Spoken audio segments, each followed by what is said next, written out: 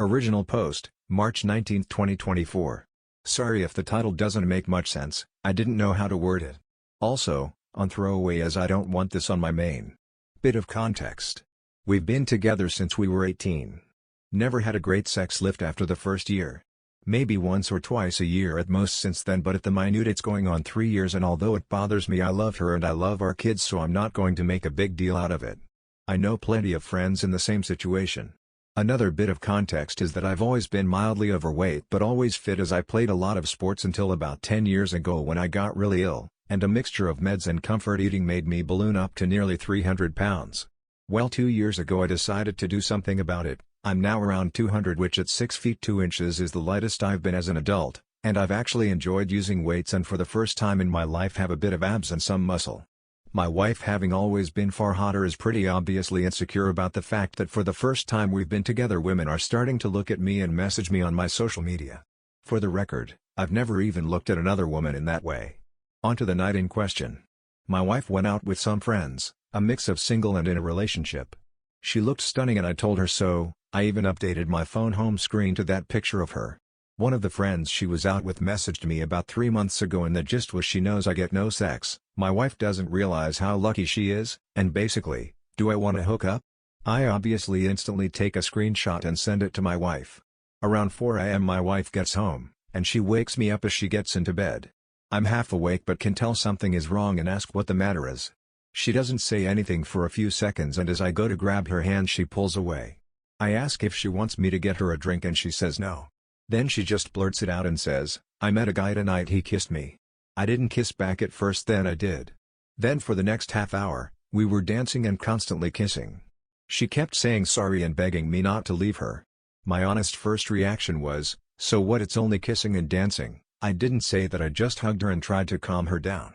An hour or so later, once I got the right words in my head, I said, "I know you feel really guilty, but please don't. I'm not going to leave you and break up our family over some kissing and dancing, and I don't love you any less than I did yesterday, and this isn't something that's going to grow and cause an resentment." More or less right on cue my phone goes off, and it's that friend of hers with a picture and a video of what my wife was doing.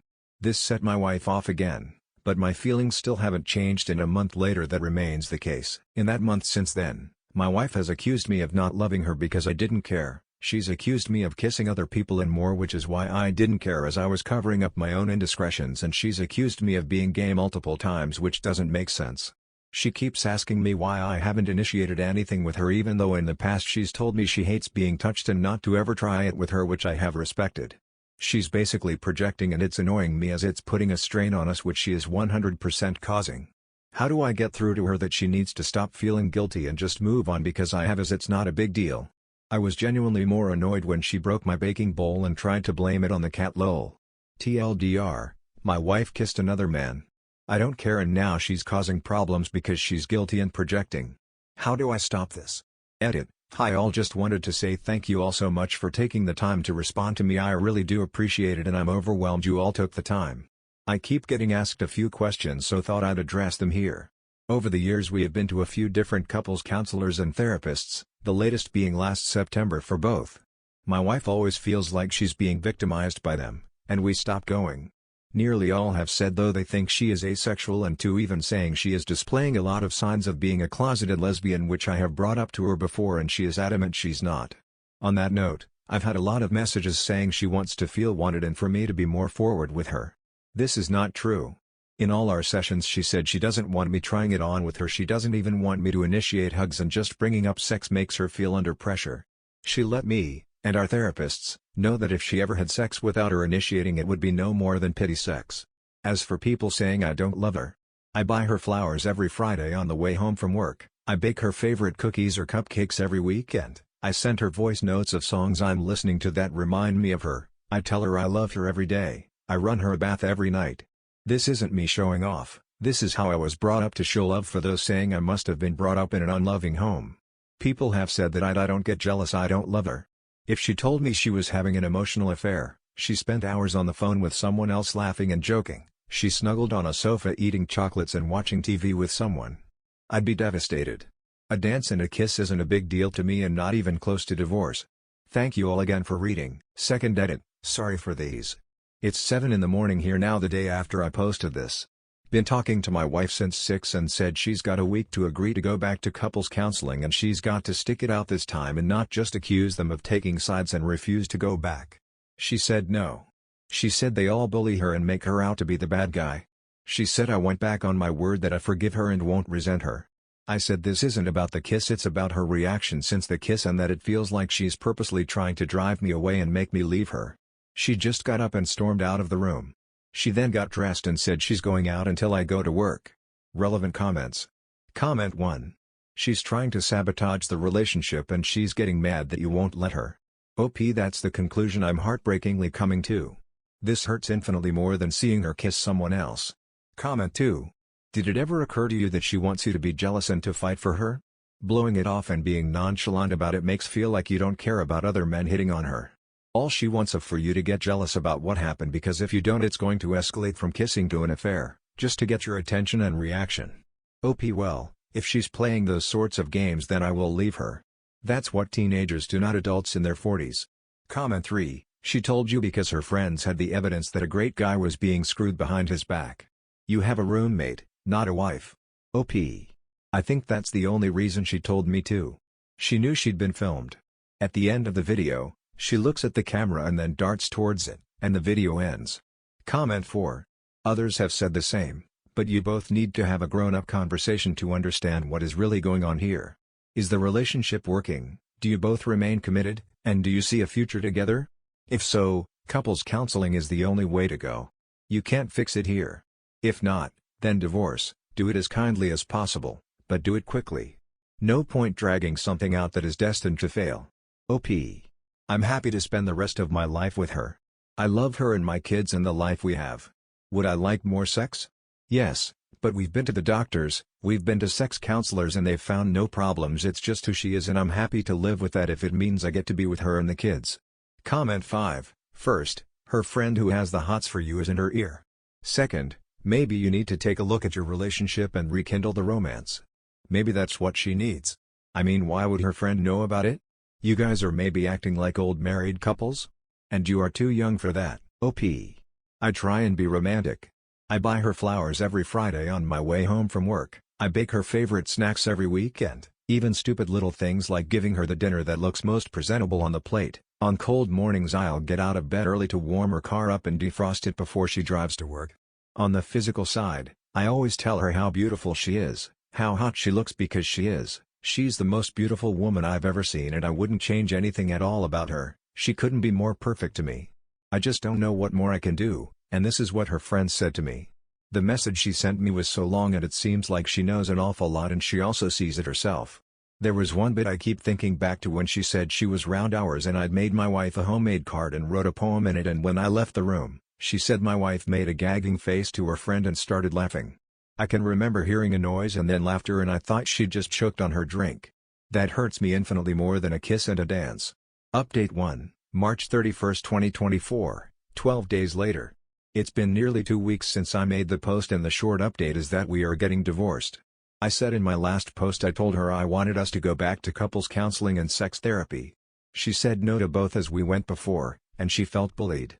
She said at sex therapy that unless she initiates touching, not just sex, any touching like hugs or hand-holding, it will be against her will and will be forced/pity affection from her. The sex therapist said that's very unreasonable and that's why she felt bullied there. I tried to ask her a few questions too. Me, are you a lesbian or at least bi? Her, don't be stupid. Me, are you asexual? Her, I'm not a teenager with a stupid label. Me, what did he have I don't? Her, nothing, I just wanted to do it. Me, why don't you ever want to do that with me? Her, don't know. Me, what can I do to make you want to do that to me? Her, don't know. So, she refused the therapy and gave me no straight answers. She has also said I've gone back on my word about not letting the kiss split us up because now it is. I said it's not the kiss, it's your behavior since then that has caused me to want to divorce.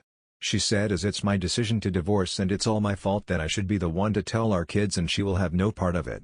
That was hard.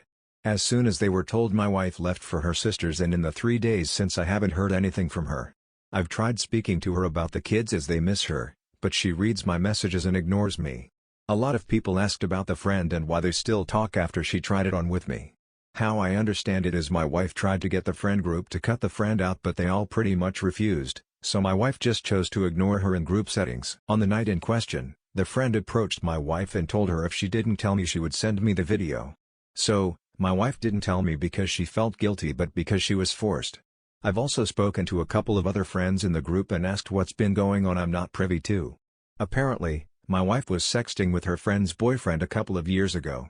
My wife has also been boasting about how she has me under the thumb and she gets away with giving me nothing and I'm too scared to ask. The friend apparently saw me out shopping one day and decided she'd try and exact some revenge on my wife. So, she didn't really want me. I was just a pawn in this weird friend group, one of many internal beefs with each other which I've found out about in the last few days. Basically, they all seem to hate each other and mess with each other's partners. I'll be honest now and I feel incredibly guilty about it, but when she left my body and soul seemed to take a massive sigh of relief. It was like a black cloud that was dripping eggshells on the floor for me to constantly avoid has gone.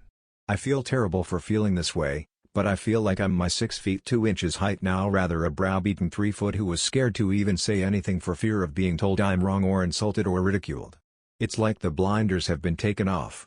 Spent today baking with my kids, eating Easter eggs, and watching cartoons, and I haven't stopped smiling all day. I haven't winced or broke out in a sweat worrying I'm about to be told off about being too noisy or watching the wrong thing on TV or there's a wrapper on the floor, etc. Thank you everyone for your support on my last post. I appreciate you all. TLDR, we are divorcing. Relevant comments. Comment 1. She sounds like a really horrible human being. Onwards and upwards, my brother. OP. She's always been a bit cold, but in the last few months, she's really stepped it up. Now there's a lot of things that have happened over the years that I'm seeing in a different light now. Comment 2. You sound like a good person who just wanted to save your marriage. Glad you now realize no woman is worth being treated like you've been treated.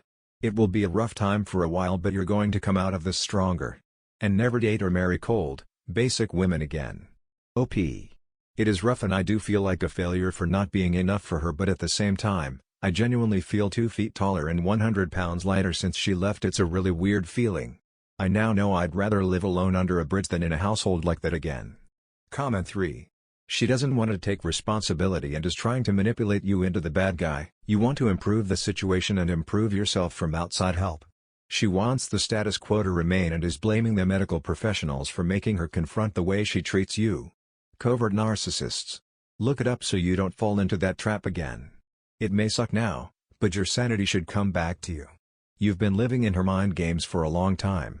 OP. She is 100% making me the bad guy. I'm not on social media but keep hearing about posts saying things like, you give your life to someone only for them to drop you when your halo slips a bit, whatever lol. Comment 4. Don't ignore this behavior. It never goes well. Clean your name. People listen to gossip more than they'd like to admit. Keep all of these screenshots. It will help during the divorce. If she sends anything too personal or pushes the line too much, make sure you send her an email telling her you do not want your information to be released publicly. Then she can't play dumb. OP. There was one where she implied, I cheated. It was a picture about how cheating ruins relationships and then her status with it was something like, so true but I'm willing to forgive and forget. My friend commented and said, want to delete this or shall I post the video? Comment 5.